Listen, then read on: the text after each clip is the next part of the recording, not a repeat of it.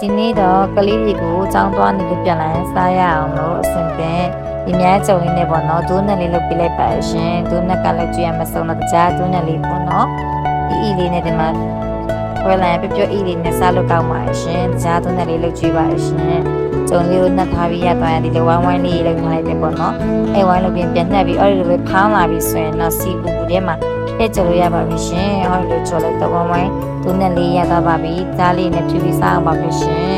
ချောကလက်ကျရင်လည်းချောကလေးနဲ့ထားလို့ရပါတယ်ဖြူပြီးတော့နော်ကျမတို့အိမ်မှာရှိတဲ့အားလေးနဲ့ပဲကြားလေးနဲ့ပဲကျွေးလိုက်ပါတယ်ရှင်ဒိုးနဲ့လေးဒီလိုစလုံးအပြာနဲ့တစ်စလုံးအစိမ်းနဲ့တစ်စလုံးရပါတယ်ရှင်ခုနများချောက်ထုတ်ပေါ့နော်